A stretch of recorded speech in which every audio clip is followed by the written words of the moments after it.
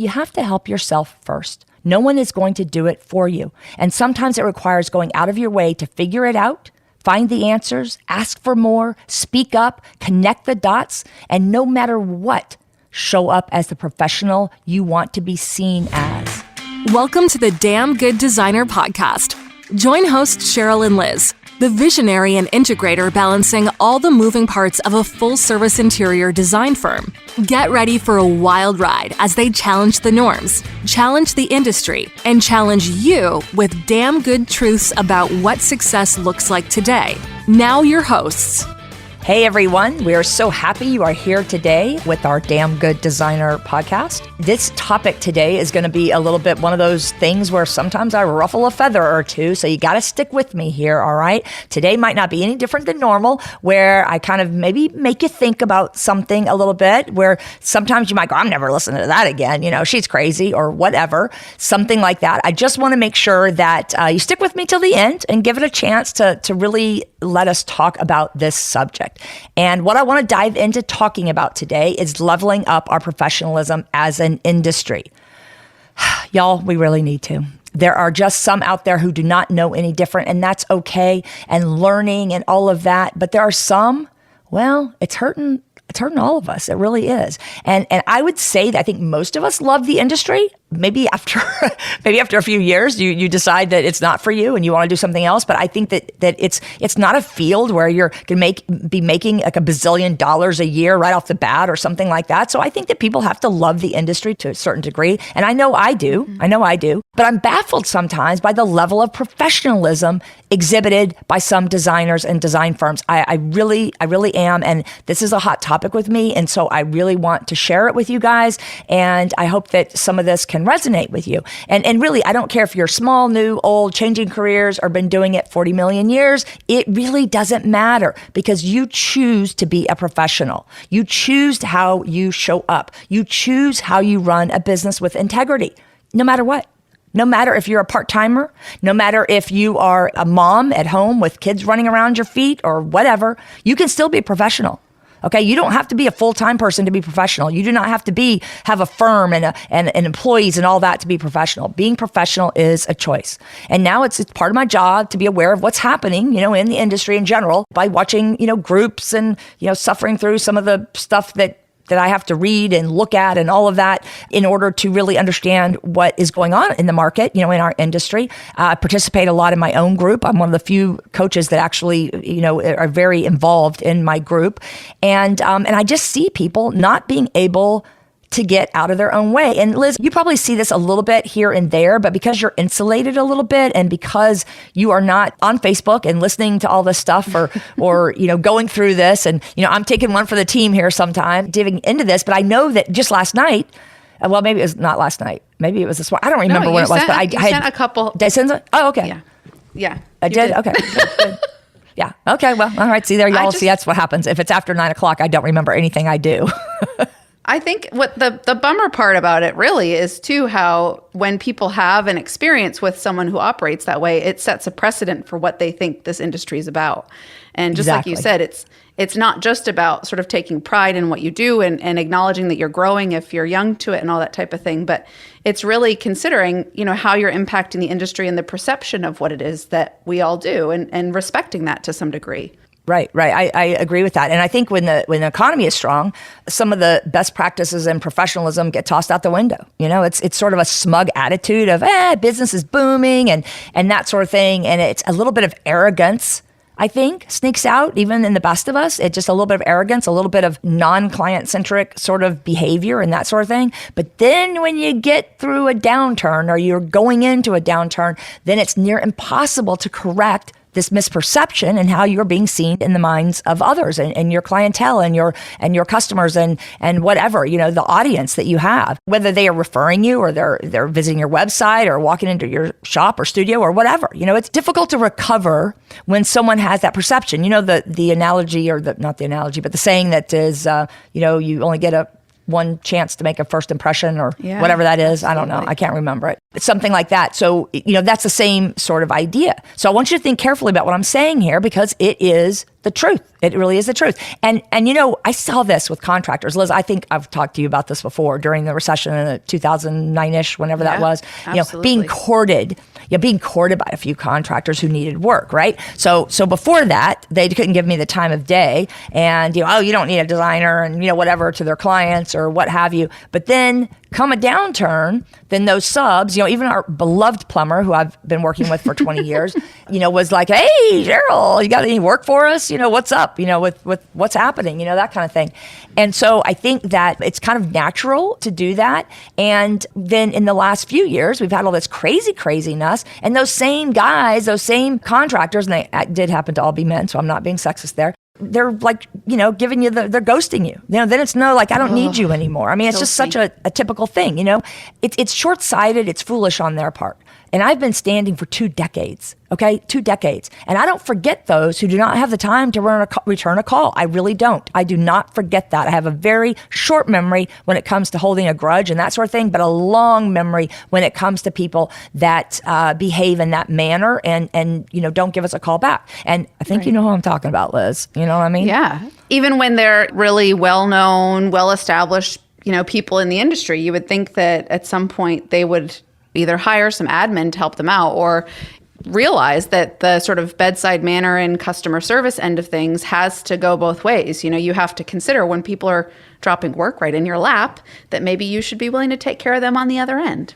But, exactly, just like you said, it really goes through both sides of the industry, just making sure that sort of attention to the fact that you are operating a business, that you are going to have a reputation, both short-term and long-term. Over time, you want to make sure that experience that anyone has with you is professional. Even if you can't take on the job, even if you have to say no, there are ways to handle that in a way that good point. Still establishes a good point of view and that keeps everyone in kind of good standing. Right, and we talk about that too on the lead calls. We just had one a few days ago, and it was like, okay, this is a referral from a great client, and it's something that I really just can't do it because it's short notice. It is something that I'm going out of town. I just can't do it. I would love to help, but I just can't. Even though it's a short thing and all that, they're willing to pay for that. But it's just not something. But we have to handle that delicately. I mean, you have to handle it in a professional manner and all that. And so many people these days. I mean, this is just becomes a thing. Like where people just ghost you and don't say anything. There was somebody today on a post that will absolutely be a podcast that was talking about and said, "Well, why don't you just ignore the text message from your client, ignore the phone call?" I'm like, really? That's what you do? Oh, good Lord. That is under like how to run a business 101? No, it's not. And I'm sure that this person, I don't even remember who it was, talking about it, was doing it out of a just like ignoring bad behavior type thing. But it's not bad behavior. It's someone asking a question. And it's just you don't want to answer that question because you're operating from a place of fear. So you just ignore it, or you can't be bothered, or whatever the case may be. And it's just not right. Okay, so let's get into this, before we run out of all of our time. What specifically are we talking about? So, what makes the Cheryl top 10 troublesome transgressions list? I was going to do like a lot of alliteration for those T's, and then I thought, I don't even know if I can get through the word transgressions today. So stop for a minute. There is some business coach out there right now listening saying, "Oh, no, she isn't." And yes, she is. So let's talk about number 1, your website. Websites with a multitude of grammar mistakes, and God forbid, oh my God, God forbid, misspelled words is a tragedy. It really is a tragedy. And believe me, they are out there. We're all probably have a few. We really do. We all have a few. We're undergoing a website zhuzh right now on things. And I'm sure that if I went and looked at it, because I've written a lot of the copy at 2 a.m. when I've had a free moment, there's probably going to be a misspelled word or a typo or something once, maybe somewhere on the 50,000 pages we have. But there's not going to be many because we have hello, spell check. And some, though, that I look at are riddled with easily fixed errors. And they don't say good things about you. They really don't. And mistakes happen to all of us, especially when you're updating. Like right now, I mean, there could be something on the, on our programmer's part that comes up wrong, and I have to look at it, and maybe I don't get to it right away, but we still launch. I get it. That all that sort of thing happens. But there's no excuse for a website full of them. Spell check, Grammarly, all of this can help you with that. And websites don't have to be expensive, y'all. I know a lot of people do the DIY type website, which I think is fine. I really do. I don't see a problem with doing that. I mean, I'm going to spend my time in a more productive manner to actually, for business development. But if you want to do that, I think it's fine. But you need somebody else to look at it and someone else to proof it, because there are things sometimes that you just don't see in your own, writings. But here's the deal. Here's the upshot of this. Don't advertise $150, $200, $250 per hour and then have a website full of mistakes. Hello, that is not looking good on you. It does not reflect well on your ability to manage your clients' needs either. And they see this. And people do subliminally understand and think this through. Oh, yeah. I mean, think about it. You just think about yourself. Think about when you go looking for someone to hire anyone for anything, any company, any restaurant. When you go looking for a company that you want to engage with to do work, you want to see something that inspires you, that excites you, that looks organized, that looks like it's a legit business, that has basic contact information easily available. Just really basic things that establish these people are operating. They understand what's going on. They know I have a little bit of time and I need to get in touch with them, and that they're going to make this easy for me so I can find the information I need. It shouldn't be that difficult, right? It's just such a precedent, like you said, for what is the service going to be like when you work with this company? Are they running by the seat of their pants trying to get stuff done and not really taking the time and care to what it is that they're presenting to make sure that it's right? It all coincides with that same mentality. Right. It telegraphs to people. And the thing is that your website is, the reason I start with that is, number one, because your website is your biggest referral source. Okay, it really is. Unless you're very small and you only take on exclusive projects, maybe a couple a year or whatever. If you have to scale, and remember, I'm a growth coach here. I'm a growth person, so I'm not trying to help people get smaller or whatever. So I'm always going to be thinking from that stance, because that's the way that I operate. But your website is, for anybody who wants to grow, your biggest referral source. It just is. Okay, so here's number 2. Okay, this is a big pet peeve. All right, it's a big pet peeve. Professional designers do not use other people's work in their portfolio, or honestly promote it anywhere in their business. They just don't. This is not the way to get ahead on false pretenses. You will be found out. You will be found out, and you cannot recover from that. You just can't. You cannot recover from such a marketing booby, okay? I mean, that is a big marketing booby, all right? And I don't like, personally, other people's photos in social media, as I think it's disingenuous at best and misleading really at worst, but I know that that's controversial. I mean, it is. And Liz, I don't even know if you really pay that much attention to that, because you're probably just scrolling like a normal client would, that kind of thing. And you're looking at it. In the past, for sure. Right. And it's okay if you want to do that. And it's okay to agree to disagree about this. But I see the value in posting your own and what inspires you from market or in a commercial setting, etc., but not other people's work. Okay? Because every time people do it, they bury if they source it. Okay, because there are some people that do not, especially newer designers who don't understand this or get it. And even if you bury it down at the bottom, I think it's disingenuous. If you really do want to post somebody else's work for a reason, then I would put that in a big way so that people don't misunderstand, because there's a lot of other ways to get that out there. But again, I know that this is controversial and some people do it. I'm not here to judge. I'm just giving you my, honest opinions on it, and I think you can show renderings of your design work too. Or how about taking a sad little MLS listing, there's a lot of them out there, and remaking it and showing that. I mean, come on now, y'all. What is more likely to get you work, right, Liz? I mean, is that more likely to get us work? Or is it more likely that we're showing other people's work and then maybe it's not consistent with our work, or maybe it's not consistent with our skill or whatever? I think you're setting yourself up for a lot of potential damage really to your company too, if you start sort of promoting things that are really not genuine to what you're capable of or genuine to what your team is doing.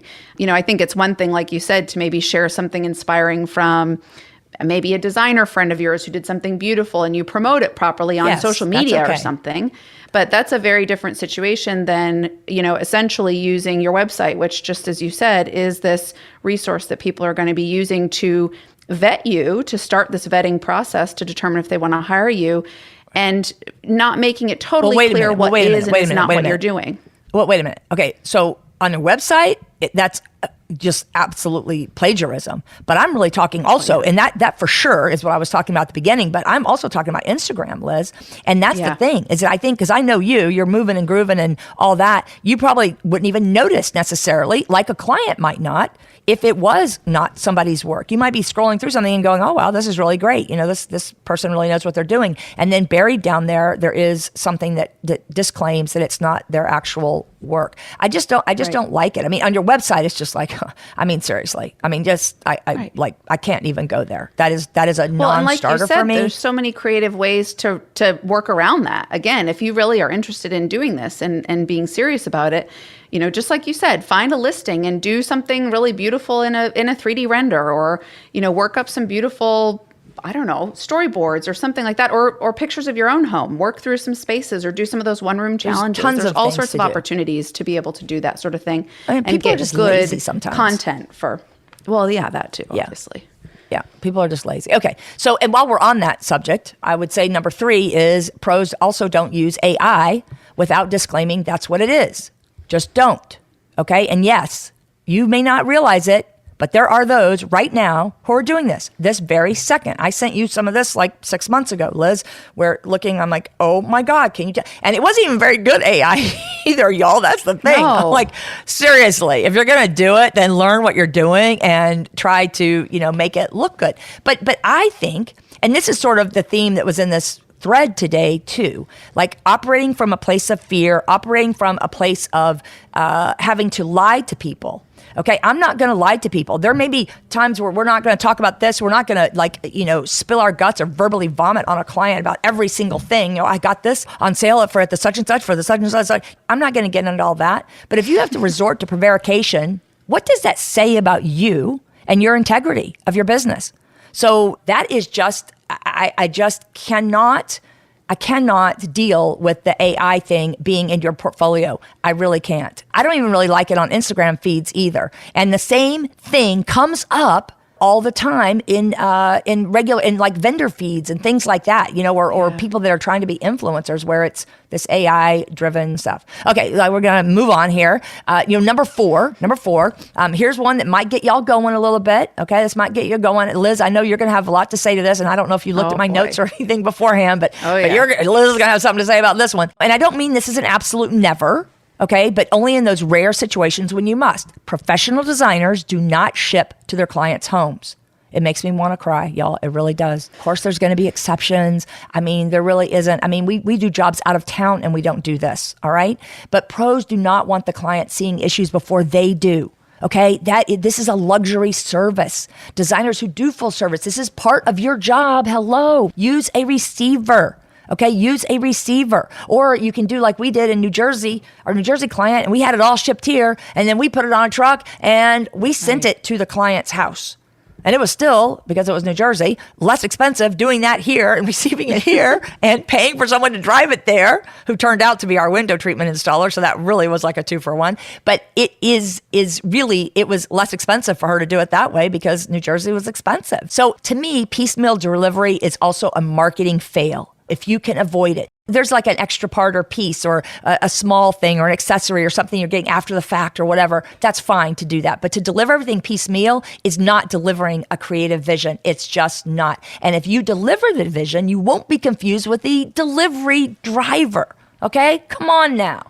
All right, go ahead, Liz. Right. I know you want to talk about that one. I can't on this one just because there's anyone who has checked in anything for themselves, any sort of shipments or lamps, it is a huge pain in the butt. And yes, of course, we take on that ownership when we're procuring product for our clients. And, there's a whole thing behind that because we're running a business, right? But there's no way we're going to send stuff like that to a client's home. Also, just trying to explain to them how important the check-in would be to make sure that you get what you need before you have to file a claim. Who knows if they're going to even remember what color or pattern or whatever it's supposed to be. I mean, you just what are we supposed to do? Send them all of our purchase orders or a booklet or something to know? I mean, how does this even work? Like, I can't wrap my mind around how even someone does it. But the worst part about it is that it is a marketing fail. I've decided, Liz, I am no longer going to be termed as like a business coach. I'm going to be called a marketing coach that knows how to run a business. Because so much of this, y'all, looks like business, but it's really marketing. It's really marketing. Right. It's business, right. You're but removing the marketing. enjoyment from, you're removing any little ounce of enjoyment that this person's probably going to get out of the install.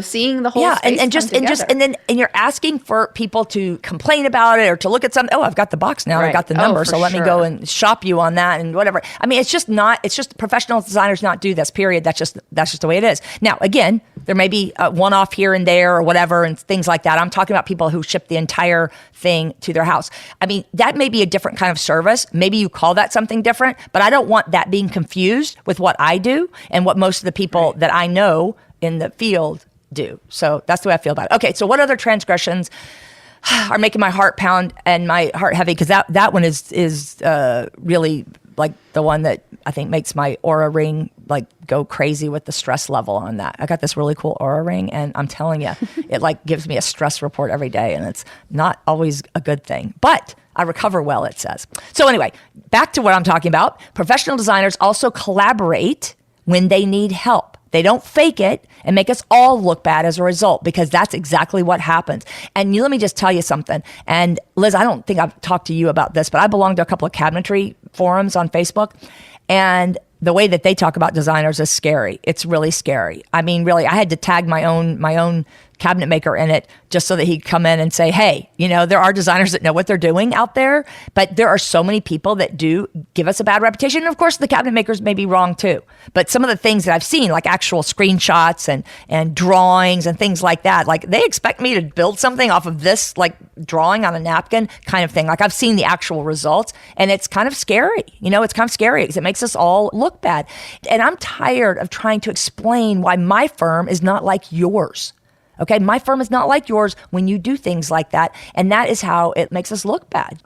Anyway, okay, So do you have anything to say about that one, Liz? Because I didn't know. I don't remember if I've ever even told you about the cabinet thing, but Randall knows because I've tagged him a few times in it, and I'm thinking, see, you got it good, dude. We've got, look at all that we do for you. Like he's treated like a king. I know, he's treated like a king. I mean, he is happy to just stay in his shop and build his cabinets and install them and not have to deal with all the other hubbub. But that's what you need to do. I mean, it just is good sense. A lot of this stuff is just good sense. It's like if you're offering a premium quality service to people who you're interacting with, you have to think about what the delivery and the interactions and all of the parts and pieces are going to feel like to them, whether or not they really feel like they're being taken care of, or if they're just on this kind of assembly line through this process that's hodgepodge together and, constantly all over the place. It's just, you've got to really think about it.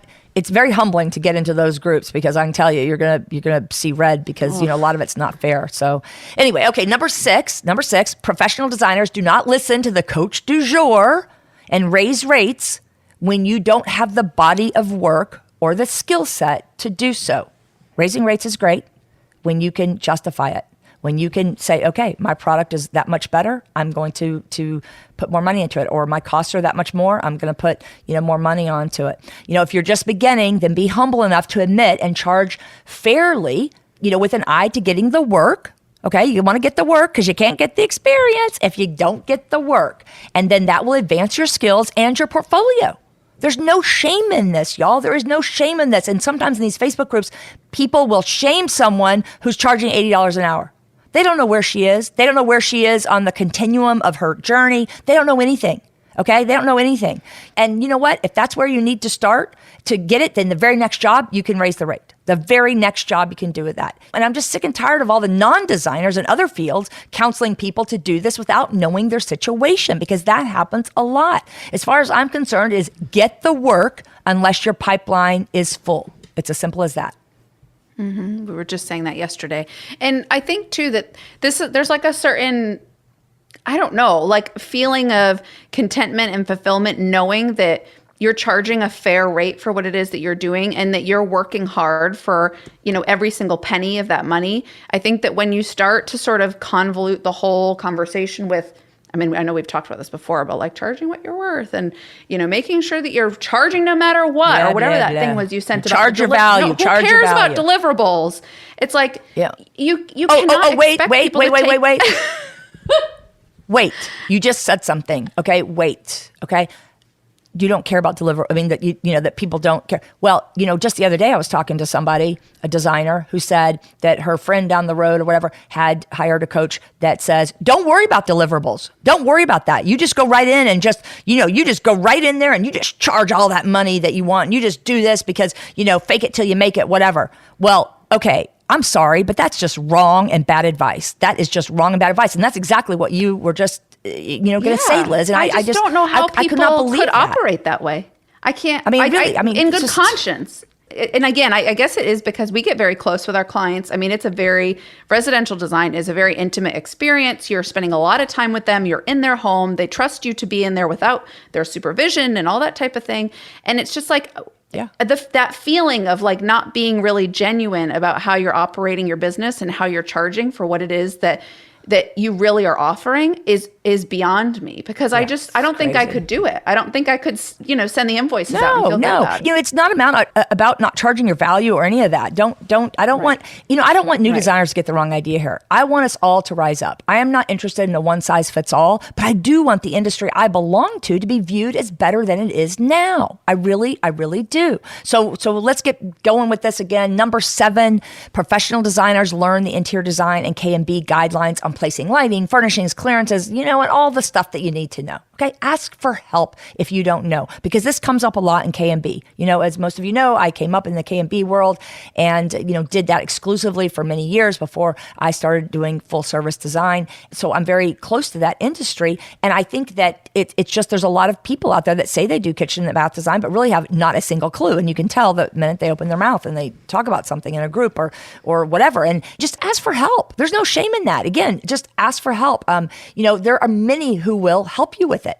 Educating yourself is a wonderful thing. Do not fake it until you make it in this arena. Back to that whole deliverable thing with the coach saying that, I want to clarify, it's not that you're not, you don't go in there at a good price. You may be a little on the upside of it. You may have to grow into yourself a little bit, but you need to be able to have deliverables for people, because here is again the same thing I said earlier. You cannot recover from that in a marketing way if you fail. Okay, you are not, especially if you live in a medium to small city, you are not going to recover from that. So there's no reason not to be honest about it and to go into that. Along those same lines, I think, number 8 would be really, professional designers do not say, I would rather not work than make X amount of money, $175 an hour or whatever. Maybe not work less than $25 an hour, okay? But just come on, can we say entitled here? You can raise your rates after every project, okay? You really can. But you got to get off the high tootin' mountain here, because you're going to be awfully lonely up there when others are working and you are holding on to your rate, your precious rate, okay? And I don't believe in hourly in the first place, okay? So that whole rate thing is crazy to me anyway, and not, and pricing the project and all of that. But I'm just saying that I think that a lot of people, and I see this happen in those Facebook groups too, that just like that, well, I'm $250 an hour. Well, I can tell you right now, my firm isn't. That's not where we are. And I have 23 years of experience and we stay very busy, but that's just not what I would equate our rate to be. Of course, we don't do hourly anyway, so who even knows what our rate is, but our published rate, for when people go out of scope and that sort of thing, is not going to be that. It's just not. And I think that a lot of people just want to hold on to that because, I don't know, maybe they just want to brag about it. Like it means something. Like somehow that price point means something about how good you are. It makes you something. Yeah, and if you're not working, does it really matter? Right, exactly. And again, it all sort of goes hand in hand. I think that, this is a little off tangent a bit, but I think that a lot of that mentality of like, I do this type of design and I work with this type of client and this is what I charge. And if you can't afford it, then, too bad for you. There's a lot of opportunity you miss out on, I think. And also, we're constantly thinking about like, how do we pivot when we have leads coming in that maybe they're not a good fit, but we see these trends in the people who are getting in touch with us. You're a business. if you're not looking to grow and you just are looking to operate week to week, I guess that's one thing.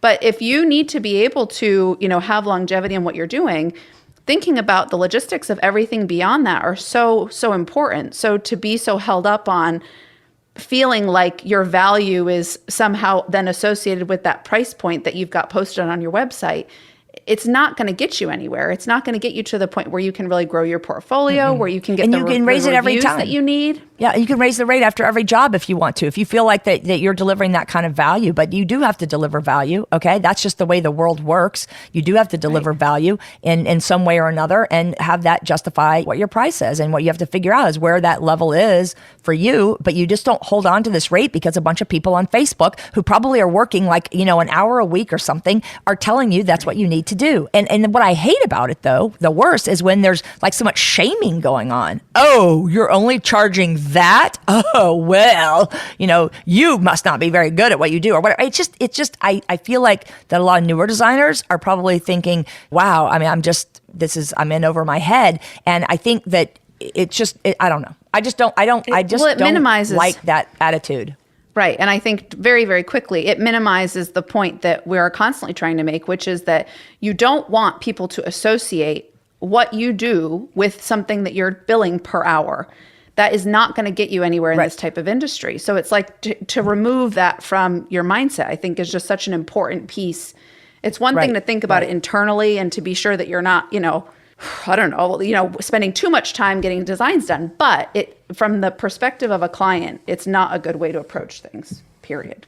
Right. It's just not good. Okay, so let's get moving on here. Okay, what are two more twisted and tangled truths? Number 9, a pro is going to understand sales tax in their state. They're going to have a business license. They're going to have business insurance. They're going to understand where their money is going. And they probably don't really need 17 bank accounts like some people advise. I'm just saying, but that's a whole nother podcast. Number 10 might be along those same lines, really, are that professionals know that Venmo and Cash Apps are not good optics to the right kind of clients. They're just not. And they're definitely not allowed for business. Hello, they are not allowed for business. And even the Venmo business app that is allowed is Bobo to me. I just don't see that being, charge me, I'm going to charge you $200 an hour and we're going to do this, $50,000 room and can you Venmo me the money? I mean, maybe that's done on the lifestyles of the rich and famous or something, or maybe that's, wait, I'm really dating myself because that's an old show, but maybe it's done on one of those shows that's like that. I don't watch those shows. Maybe that's like the hip thing to do, but I'm telling you, it's not professional, okay? It's completely inappropriate for anyone operating a real business who is in a service industry selling value, okay? All right? Nothing about Venmo screams luxury or design expert.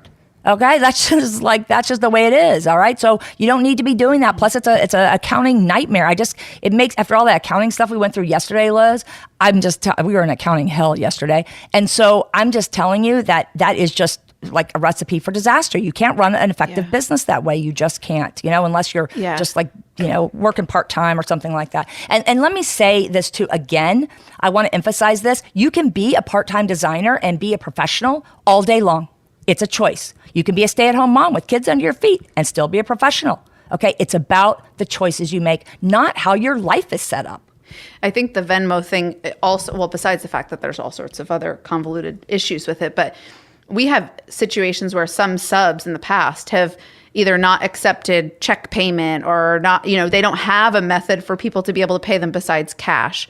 Those type of situations are not good. And if you want to get a temperature for what your clients are going to think about that, ask them about getting a payment to a tile guy. I can remember one of our clients being like, on what planet are we living that I have to go to an ATM to get this guy cash after he just, finished a backsplash in a kitchen? Like, this is ridiculous. And I agree. It doesn't say good things about your business. You cannot operate that way. It demeans what you're doing, and it's also not a good organized way. Probably, I can't imagine what accountants would say about all this, but just not a good way to sort of maintain things over the course of the year. But again, this all translates to how people perceive what it is that you're doing, how they look at how you run your business. And I think that Cheryl talks about this a lot with new consults. a lot of times there are certain types of clients who show up at our doorstep who, they're accountants or they're engineers. They have a very specific way of thinking. They appreciate that business acumen in a big way. And that is a big way that we establish trust. And that's our ideal client. Status very early on. Exactly. Yeah. And that's our ideal translates. Client. Right. It translates. Right. It really does. It translates, and then it also telegraphs. When you're not doing something quite right, it telegraphs out there. You can't buy a few how-to guides or books on design and expect to become educated. You can possess a lot of talent, though, and dig in. Of course you can. But it takes more than talent to be a professional, y'all. It really does. It's a multi-pronged endeavor for sure. And it can be done without 4 years of school. I highly recommend education. I really do. But if you're starting out after another career, that counts for a lot. It really does, because that life experience is important. And there's a lot of moving parts in this industry, and it takes experience to get there. You just got to remember that. But you can start and make that choice to be a professional right from the very beginning. And don't make the rest of us look bad by getting in over your head or charging more than you should for the level of experience you offer. And there's no shame in that game of owning your talent that you have and your inexperience. They can coexist. Honestly, they can. And there are clients who will understand this too if you're honest about it. There's probably clients that would be thrilled to get that talent, and that you may be a little inexperienced as long as you're open about it and honest about it. And you say, I know what I don't know, and that kind of thing. There's probably people out there that really would appreciate that. But if you get it over your head, you're making us all look bad for that, And there's so many resources today, the business groups, the mentors, coaches offering their brain at a bargain cost that, we didn't have in the past. A lot of self-study options, too. And going back to school, that would be tons of fun to me. And I think Liz, too. I think we both would love to go back to school. Yeah, if we didn't have to have gainful employment and all that kind of thing. I don't want to do it and all the other stuff, too. But none of this is enough. We all must put in the work and explore ways to build your creative mojo and the ins and outs of running a business. Make an intentional commitment to representing our industry as a professional, okay? And watch what happens for you. Watch how you will accelerate your growth when you make a choice to be a professional. These are just 10 of my top testy, whatever my T words are there. These are just some of the ones. There's others, obviously, but this is not 5-hour show and all that. But there's a lot of things that you can do to make yourself come across good. All right, Liz, before we wrap it up with the damn good truth, do you have anything else to say? Anything else to add? I think that it's just like you said, it's really, really good to keep in mind that you're projecting in every sort of sense of the way, from your website, how you follow up with new leads, how you deal with subs and contractors. Those are all things that are establishing a certain expectation in other people about you and how you work as a professional. That is the way that you build a business. It does not really, it's a lot of work, of course, but the real true sort of values behind it are very, very basic. It's just a matter of making sure that you hold yourself to them and being reflective when something doesn't go quite right, to address, maybe this is something that you need to figure out internally. Maybe it's not about everyone else who's around you. Yep, that sums it up really well. So here is our damn good truth for today. It's time to level up the industry. All of us are in this together. We really are. I love you guys. I love coaching others to build a profitable business. And I love, love, love, love those who have been around for a time and are still wanting to learn new approaches and deconstruct the norms. I really do. And I don't care if you don't have a lick of training or knowledge, but woke up one day and fancied yourself a designer. Okay, great. I'm behind you. I'm going to cheerlead you down the field doing backflips and singing my fight song, okay? I am here for the encouragement, but you have to help yourself first. No one is going to do it for you. And sometimes it requires going out of your way to figure it out, find the answers, ask for more, speak up, connect the dots, and no matter what, show up as the professional you want to be seen as. All right. Thank you so much for being here, and we hope to see you again next week. Hop on over to damngooddesigner.com and see what we are up to. We are taking people right now and talking to people for the design paradigm for this current year that we're in, and lots of cool things coming up as well that we will be talking about it on the website at some point. So thank you again for being here. We do appreciate your time. Yeah, bye, y'all. Until next time, stay bold, stay inspired, and keep embracing your bag girl spirit. If you've enjoyed today's show, head over to join the community at damngooddesigner.com to continue the conversation and sign up for our newsletter.